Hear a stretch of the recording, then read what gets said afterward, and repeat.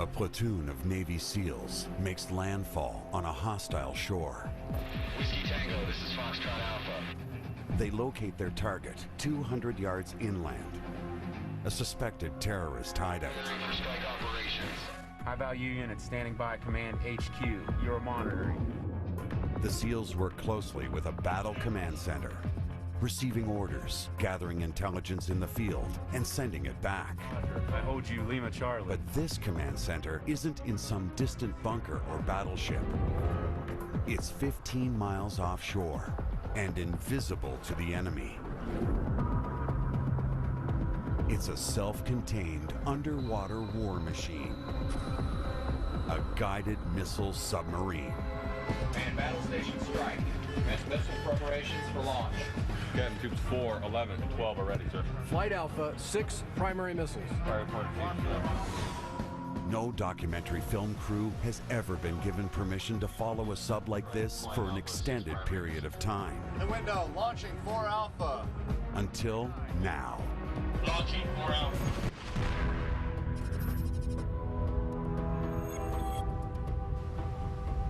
The USS Florida departs a naval support base in Greece after a brief stop loading provisions. She'll soon disappear under the waves and will remain hidden for the next several weeks.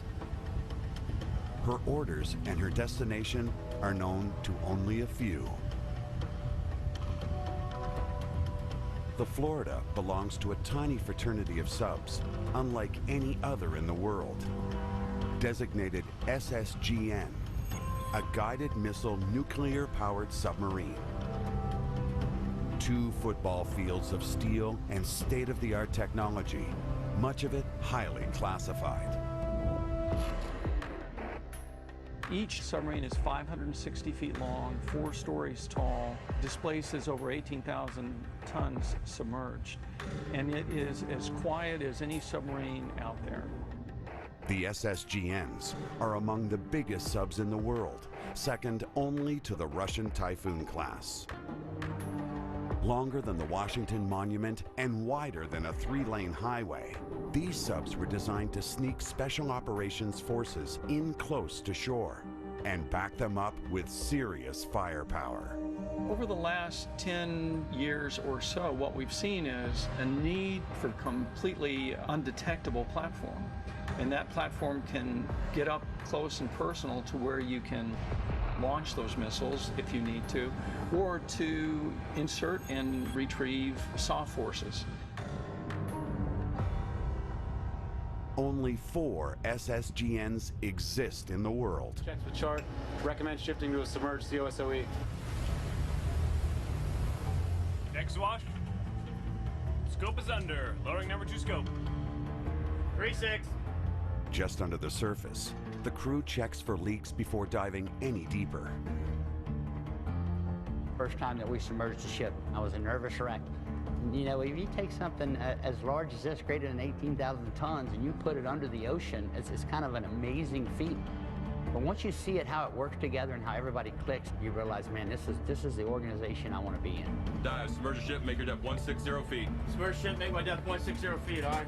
Dive, dive. The Navy will say they go as deep as 800 feet. 6-6. Their actual limits are a closely guarded secret.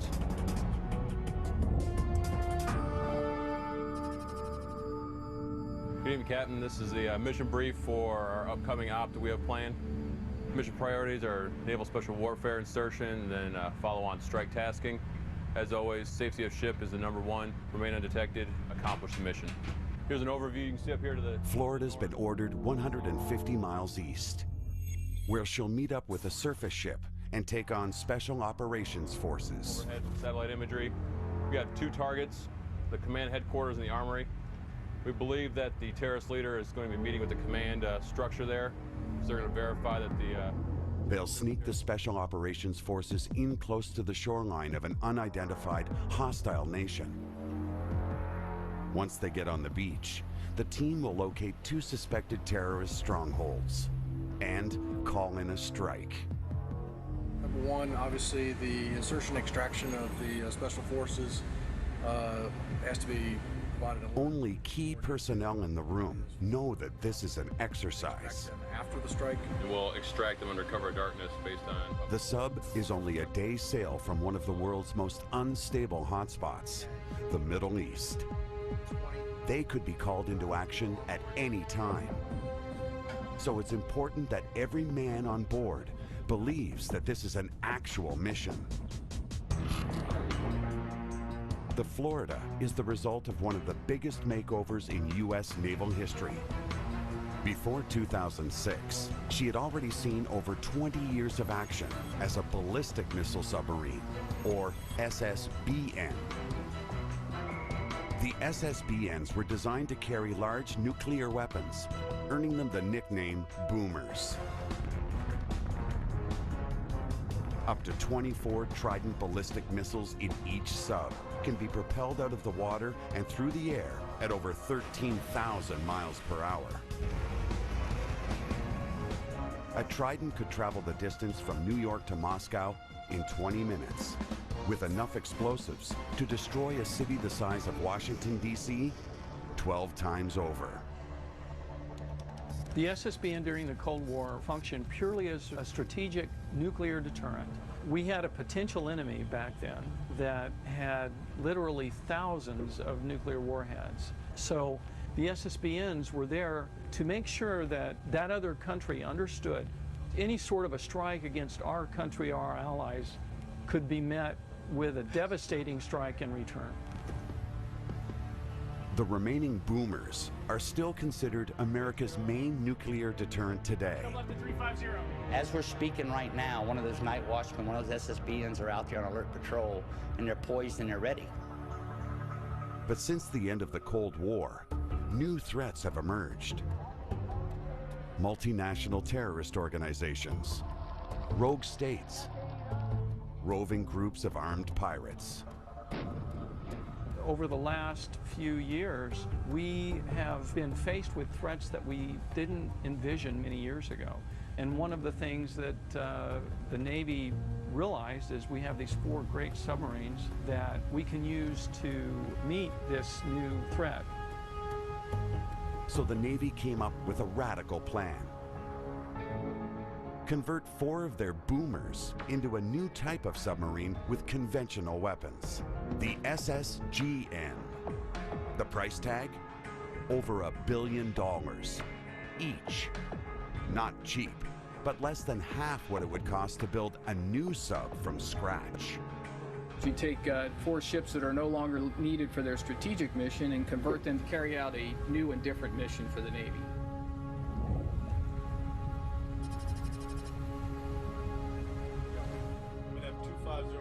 The Florida ascends to periscope depth in search of the ship that will bring their new guests, a platoon of Special Operations Forces. The bulk of the sub hides like an iceberg just beneath the waves, waiting for the next phase of operations to begin. The Florida has a conventional periscope that uses prisms to reflect and magnify images. You can see really well out of the #1 scope, but at nighttime you can't see it all.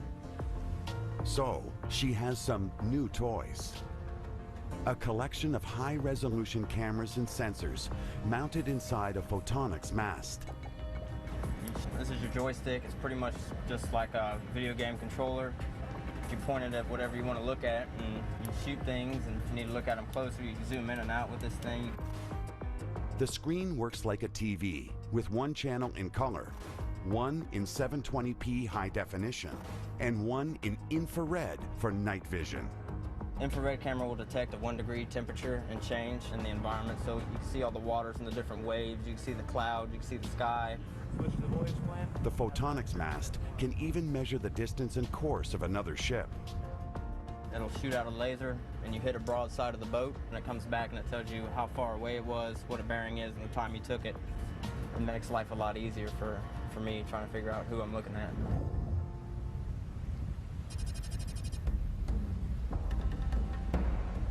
The transport ship arrives at dusk, right on time.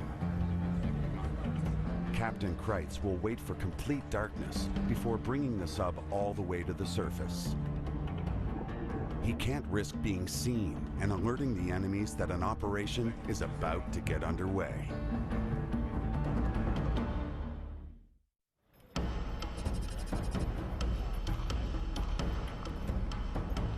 A platoon of Navy SEALs, 16 of the world's deadliest fighting men, board the USS Florida with Navy divers and additional support personnel. Soon they'll begin a joint operation with the sub, identifying and taking out a suspected terrorist hideout. Special Operations Forces have used submarines for decades to secretly get them into locations, but never on the scale of the SSGN sub. The SSGN has the capability of carrying on board up to 66 special forces, and they can be from the Army, from the Marine Corps, not only the Navy, and to insert them all at the same time and retrieve them. If you have 66 operators aboard an SSGN platform, that boat is only limited by your imagination. Navy SEALs are among the most elite special operations forces in the world. The name SEAL itself explains the types of insertion platforms that we have via sea, air, or land. We could free fall in to our objective. We could also take helicopters, get into the target. We could take land vehicles, surface boats, and we also have the SSGNs, which to me is the most viable option to use if you want to be undetected. SEALs live by a code that values honor over recognition. Secrecy has become part of their mystique. Our job and our mission is to be secret. In our lives, we feel it should be the same way. There's nothing else more serious than that.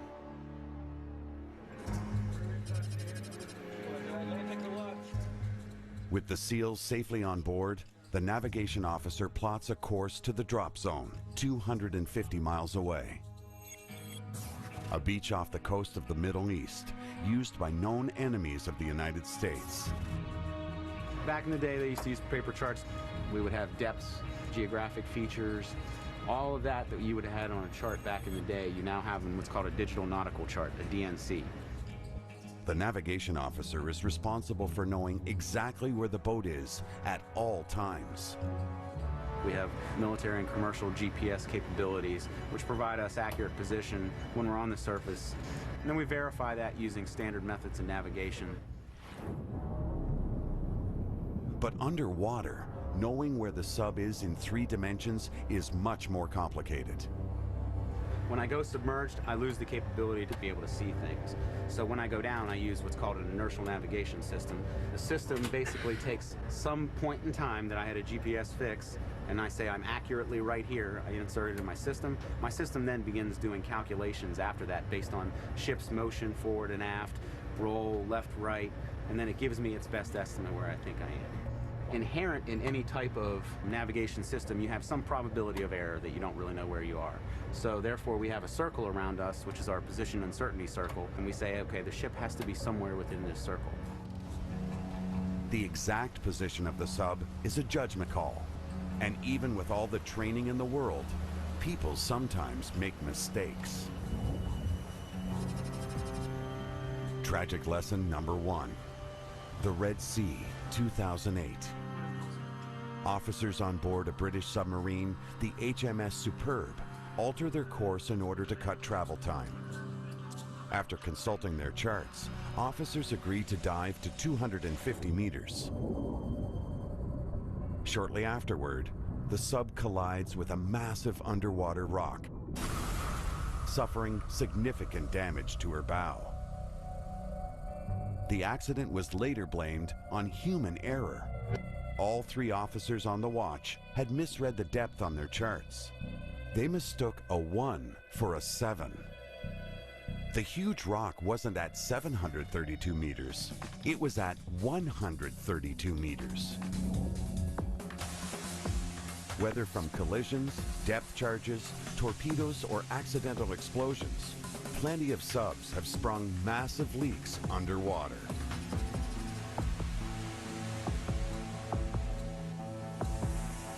Every new recruit learns in their first days at sub school how to fight back the sea.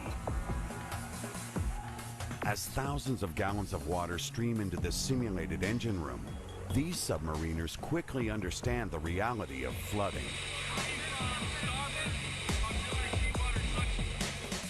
We try to give them the most realistic, chaotic situation we can, so when they actually go to sea, that something does go wrong, and they have to combat casualties, that there's no problems, calm, cool, collected, and handle any situations that comes their direction. If I have flooding coming into the ship, I've got to rely on my crew to be able to stop that, so they've got to be trained and ready to do that.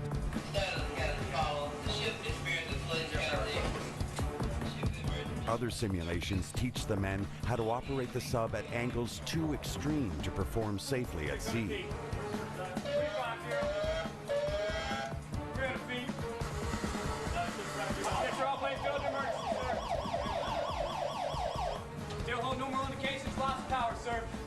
Complacency is probably about the worst enemy on a submarine because the environment is so challenging. One mistake can take the life of over 100 men, so we want to make sure that we're on top of our game. The ship is on the surface and hold it, sir. The ship is on the surface and hold it.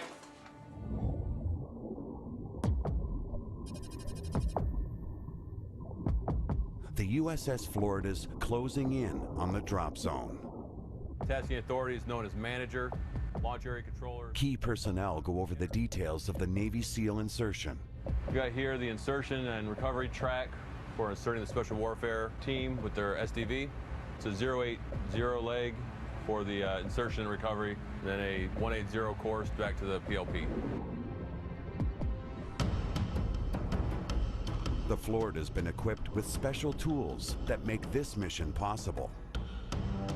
As part of her billion-dollar makeover, the Navy removed all 24 nuclear-tipped ballistic missiles, freeing up the missile tubes for other uses. Well, right now we're in the missile compartment. We like to call it the mouse house. We had 24 tubes that were able to house 24 Trident II missiles. We took the first 2 tubes and made them into lock for SEAL operations. These lockout chambers allow divers to enter and exit the sub while submerged. One of the lockout chambers opens into a dry deck shelter, or DDS, a 38-foot-long removable steel hangar mounted to the sub's deck. Inside the DDS is one of the SEAL's favorite tools for special ops, a miniature submersible called a SEAL Delivery Vehicle, or SDV. The 2 red circles are where we'll actually release the SDV from the tether and send the SEALs into the beach. Once on the beach, the SEALs will confirm the location coordinates and verify the presence of any terrorist leaders. Once we have a visual and they've confirmed the target, we'll be tasked with doing our strike. Man, battle station strike. The strike will come in the form of 6 Tomahawk missiles, launched from the Florida herself.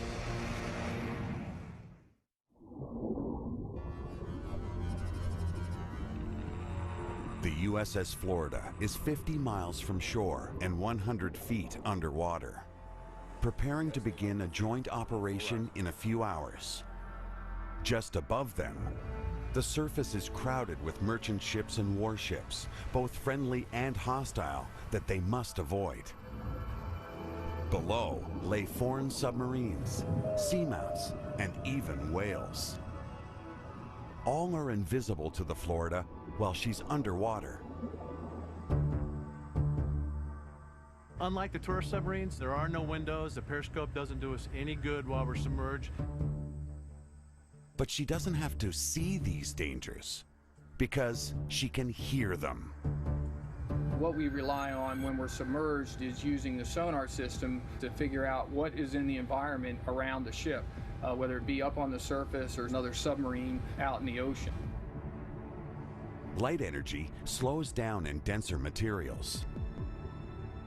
It travels 93 million miles from the sun, but it's stopped by only a few thousand feet of ocean. Sound is the opposite. It travels much more efficiently in water. Sound energy will travel hundreds of miles through the water. It's not uncommon to hear contacts hundreds of miles away, and whales 200, 300, 400 miles away. Sonar operators spend 6 hours a day sitting in this dark room, listening to the soundtrack of the abyss. On the front of the boat is a big dome, and it's got hydrophones, a little over 1,000 on there. Computers convert acoustic energy into electrical energy and amplify it. Objects in the water, or traces, appear as white lines. You see a trace, and then you take your cursor over and you take a listen to it. These are shrimp, the ones that are clicking, they're cracking when they're moving. Biologics are anything that's alive in the ocean. Mostly that's what we hear. 99% of the time it is biologics, whether it's whales or shrimp. There's a dolphin probably right there, swimming right in front of us.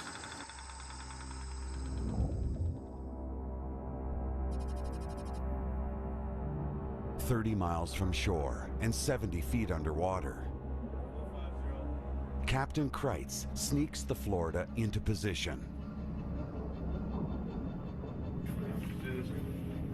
The SEAL team prepares for the launch green light.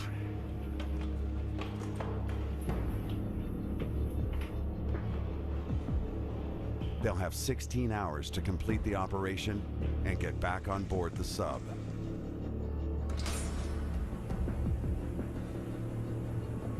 Navy divers have to prepare the SEAL delivery vehicle for launch.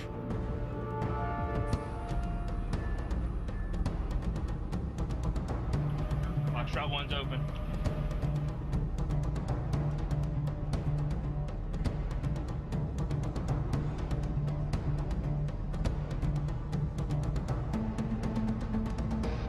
The crew monitors the SEAL operation from inside Florida. Stamp incomplete. Max depth 20 feet. All divers are pinned in.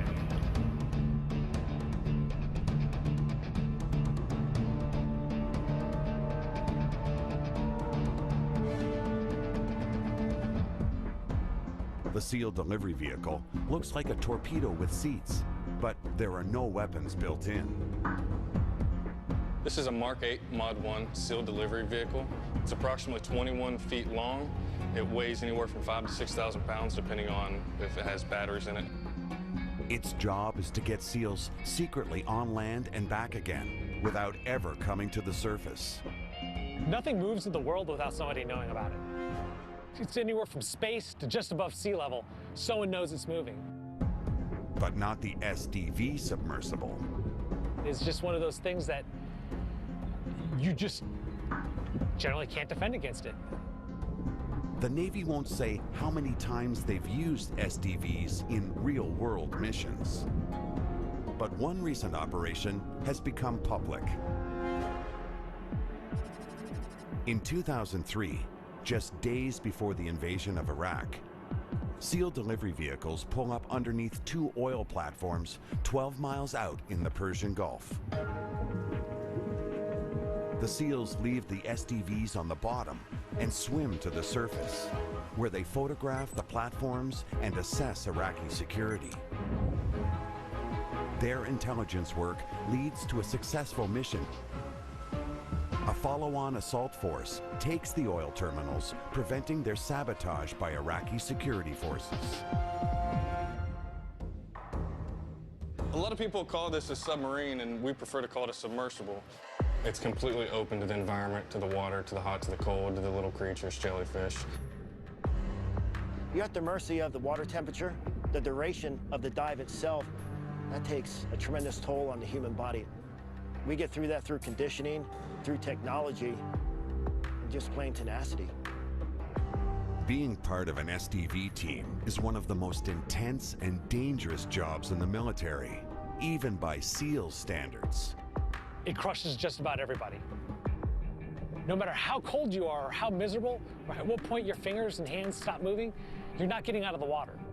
You're either mentally tough enough to gut it out, or you can go ahead and leave. That's all there is to it. SDV transits can last upwards of 6 hours each way. There have been times I've been so exhausted I have fallen asleep underwater. Frogmen aren't the only ones on an SDV team. Highly trained technicians make sure that the SDVs work right every time. There's no room for error. My job today is to get the SDV ready for a night dive evolution. They're going to be doing a training dive this evening, obviously putting it in a wet environment. We have to make sure that the electronics and the things that need to be watertight are watertight. We have to make sure that the breathing system, the ballast and trim system, the control system, the propulsion system are all in good working order.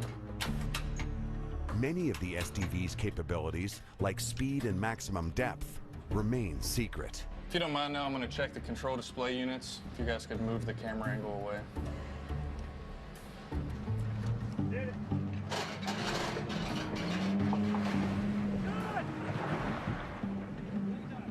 These students will spend the next 6 hours training underwater. They're well aware of the occupational hazards associated with the job. First of all, you can dehydrate. Your body can start cramping up. You could have pulmonary overinflation syndrome, hypercapnia, hypoxia, a barotrauma, ear squeeze, O2 toxicity, CNS toxicity. Your tooth can actually explode in your mouth due to pressure changes. You could have arterial gas embolism. There's probably no coming back from that one. Today, the water outside the USS Florida is 58 degrees and the currents are under 2 knots. The mission is a go. The SEALs move quickly and carefully. Conditions could change at any moment.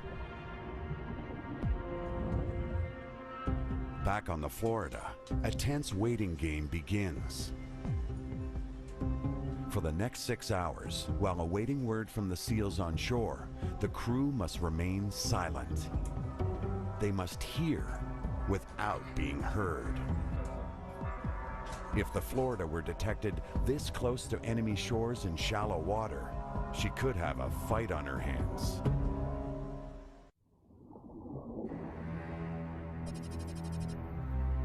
The SEAL delivery team has traveled 12 miles since leaving USS Florida.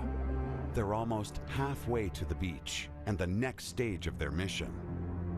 It'll be at least another 3 hours before the SEALs make landfall and can radio their position back to the submarine. While the SDV team is in transit, there isn't much the Florida crew can do but watch and wait. As if the tension of waiting, the lack of daylight, and isolation weren't enough, most of the crew doesn't know where they are, where they're going, or when they'll be called into action. Can't think about where am I, what am I doing, how much longer do we have, and because it just makes things longer. In their sunless underwater world, submariners live on a different clock than the rest of us. We're at 6-hour rotations. 6 hours of that's going to be on watch. 6 hours of that's going to be your training and your maintenance. Then that leaves you about 6 hours to catch up everything else you want to do. And then the day starts over again. The newest submariners, or non-quals, spend any available free time studying for their qualifications. From the first day you show up, they give you a big stack of qual cards, and they say, get qualified, get to work. A qual card is basically a list of different knowledge factors and practical factors that you have to perform. Each card must be signed by a superior. They want to know that you know everything, how to combat a fire, flooding, how to operate this valve, where to find this location at, because they know that when the chips are down, they depend on you. Once all his cards are signed, a non-qual has arrived. He earns his dolphins, initiation into the fraternity of submariners. That's a crew saying, I trust you to save my life. Non-quals have a year to learn a mind-boggling amount of highly technical information. Everything from nuclear propulsion to steering control to the life support systems. Theoretically, Florida could stay underwater for years without ever coming to the surface, if they could somehow feed the crew for that long. We don't need any fuel. We produce our own fuel with the nuclear reactor. We make our own oxygen. We clean our own air.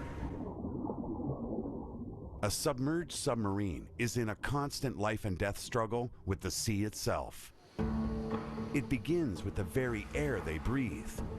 The problem on board USS Florida is that when you get 155 guys on board, you shut all the hatches. We're producing CO2, CO, and we're depleting our oxygen levels. And in this space right here, we're able to remove that. Sailors generate over 2 pounds of CO2, or carbon dioxide, per day per person. That air is pumped into scrubbers, which separate the CO2 out and absorb it by blowing it across a chemical called monoethanolamine. Once isolated, it's then pumped overboard. But they still need to make more oxygen.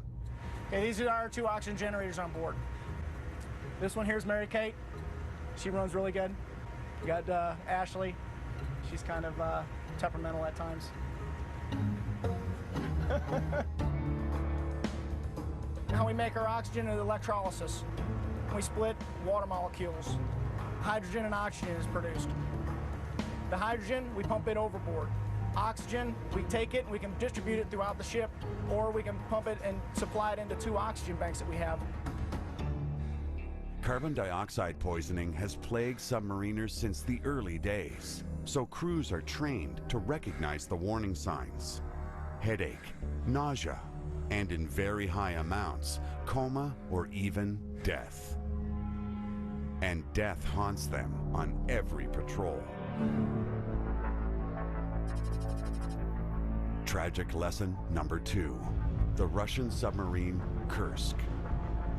In 2000, a massive explosion in the torpedo room, registering 3.5 on the Richter scale, blows a hole in the Kursk's bow. The crippled sub sinks to the bottom of the Barents Sea with 118 sailors. It's believed that those who likely did survive the explosion may have died a painful death from carbon dioxide poisoning before they could be rescued.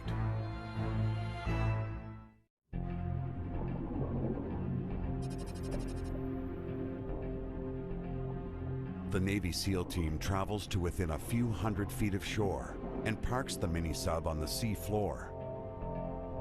They swim the rest of the way into the beach, carrying everything they need for the mission.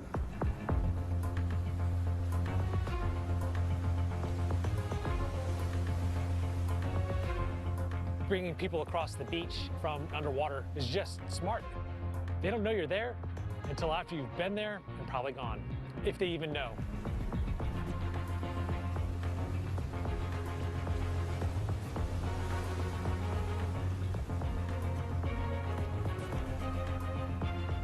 The SEALs take cover behind a rock outcropping, 500 yards from the suspected targets. Snipers keep watch as they take GPS readings to pinpoint the target coordinates. Standing by. Whiskey Tango, this is Foxtrot Alpha. I hold you Lima Charlie. Inside the Florida, officers communicate with the SEALs in real time from the Battle Management Center, or BMC, a joint operations communication center designed specially for this new generation of submarine. High-value unit standing by Command HQ. Officers on the Florida communicate with troops, surface ships, and commanders on land through radio, as well as through electronic communications over secure networks. The communications on board this sub is pretty amazing. We use chat, where we'll set up chat rooms for specific events. And the only people that can get into those rooms are people involved in the operation. So it allows all the commanders to actually watch as it unfolds. In the future, the crew may pilot unmanned aerial vehicles from the BMC as well. Eventually we will have submarines that will have UAV capability, and certainly there would be no better submarine today than the SSGN to do that. Still in testing stages, the Cormorant UAV is designed by Lockheed Aeronautics to be launched from the sub's missile tube. After floating to the surface, it would fire booster rockets, sending it airborne. Once it penetrates enemy airspace, the Cormorant could gather valuable intelligence, like identifying armed combatants in advance of a SEAL insertion.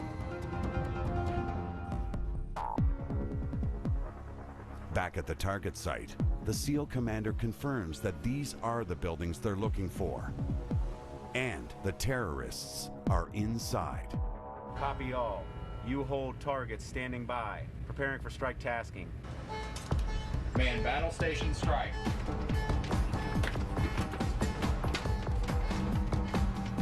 Quartermaster report best course to the launch point. About 1759. Sonar fire control test. Commence missile preparations for launch. MCC control. Commence missile preparations for launch. The strike comes in the form of Tomahawk cruise missiles, launched from the Florida's missile tubes. She can carry 154 missiles. That's over half the number fired during the entire 1991 Persian Gulf War. It's just mind-boggling. They'll take every other shooter that might play in an exercise to equal the payload that we're going to drop in just practice. Just sit there and go, oh my God, that's a game changer right there. Commence missile preparations for launch. Commence missile preparations for launch, aye. MCC commence missile preparations for launch. Commence missile preparations for launch, aye, sir.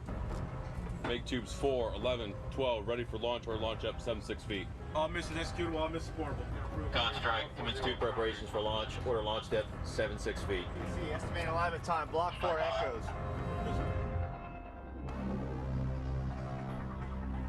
Once the SEALs are out of harm's way, they let the missiles fly. Firing point procedures, TLAM strike, flight alpha, 6 primary missiles. Fire point procedures, TLAM strike, 6 primary missiles, flight alpha. Con weapons, fire point procedure, TLAM strike, flight alpha, 6 primary missiles. TLAM strike, flight alpha, 6 primary missiles. Post DAC, ready for VFP compensation. They're all dive. Fire point procedures, TLAM strike, flight alpha, 6 primary missiles, Strike WCC, planning complete. Weapons ready, flight alpha. Weapons ready, aye. Commence launch with flight alpha in the primary window. Commence launch, flight alpha, primary window action. In the window, launching 4 alpha. Launch 4 alpha. Launching 4 alpha.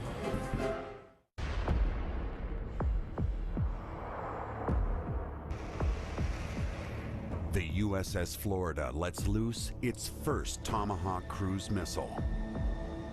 Tomahawks have played a role in many of America's major armed conflicts of the past 2 decades. They travel close to the ground at 550 miles per hour and can deliver a 1,000-pound explosive to targets with pinpoint accuracy. Enough to take out an armored tank or a building. Once we launch it out, it's basically like a small jet aircraft with ordnance on and flies to its target. You can get video feedback from it too. It'll send data back to us of terrain and everything like that. So it's a real smart weapon. Plus, it's guided.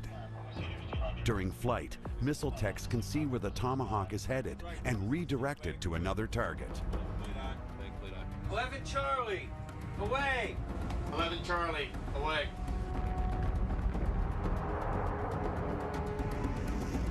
Booster separation. Failed transition to cruise, 11 Charlie. Failed transition to cruise, plan 059, replan 059. Replan 059. There's a problem. One of the Tomahawk's engines has failed to kick in after launch. It's dead in the water. TA, this is Florida. Casualty, failed transition to cruise, 11 Charlie, affecting missiles. Missile techs have to shut down the missile and get another one airborne in a hurry, or the mission will be compromised. The Tomahawk missile is propelled out of the sub and into the air by a solid rocket booster. After a few seconds, the booster drops off and a jet engine is supposed to kick in. But that didn't happen. Everyone in the Missile Control Center has a procedure that tells them what to do in the event of a missile failure. Every single thing on this boat has a procedure. There's probably a procedure on how to make coffee. And, you know, you're expected to follow that procedure just as diligently as you're expected to follow a procedure on how to execute strike. Flight Alpha. From the captain all the way down to our missile managers, they all have a script that they will follow, and they understand who's going to give them the order, what they're expected to do, and then what report they're supposed to make and who they're making that to. And a lot of procedures on a submarine are written in blood because they have messed this up in the past. Missile Manager, execute MSN 7475. Learning this procedure began back on land in a room called the Strike Trainer. Launching 21 Echo, MSN 6461. Booster arm, 21 Echo. Booster separation. Failed. Transition to cruise. Very well. Hey, Charles. Missile Manager, execute MSN 7462. Failed. Transition to cruise. Utilizing ready spare. MSN 6462. Over. Intend to align additional 4 Echo missile. Execute on time. Over. It's this repeated practice that helps the crew of the Florida know exactly what to do when something goes wrong. We'll align additional Echo missile. We'll launch on time. Launching 12 Alpha. Booster arm 12 Alpha. 12 Alpha, away. 12 Alpha, away. Booster separation, transition to cruise.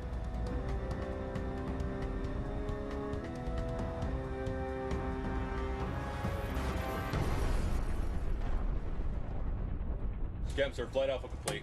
Even good help us status roll.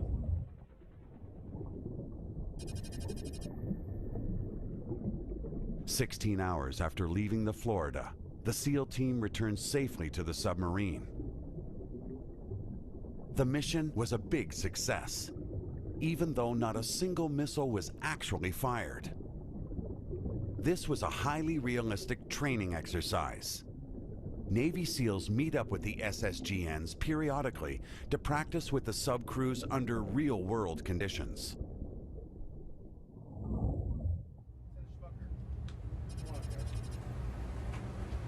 The exercise also gives 3 non-qualified submariners the chance to complete their last qual cards and earn their dolphins. To all who shall see these presents, greetings. Greetings. Know ye that reposing special trust in the fidelity and abilities of electrician's mate, fireman Matthew J. Kepler, Lieutenant Junior Grade Curran D. Short. It feels great. It feels amazing. I'm very proud. My family's proud of me. I've been emailing my wife, the Sailor Mail. She's proud of me. And yeah, definitely working hard. Lost a lot of sleep for this. Yes, sir. Each time we dive into the depths to carry out our mission, the guarantee our success and safe return is only partly due to the engineering marvel that we work on. The main ingredient was the crew and their training. Today, you join the small brotherhood, this fraternity of master mariners called submariners. Your new dolphins are more than a badge and symbol of what you've done. They're a reminder of the trust we, your shipmates, have in you to do the right thing to get the job done right. Don't let your word. The day I earned my dolphins was probably one of the best days of my life because you're accepted by your peers. And that's the most important part, is that they accept you. All right, guys. Good work. They are now part of the fraternity. Although we're very proud of these, when you get these, you're not done. That's like your license to learn.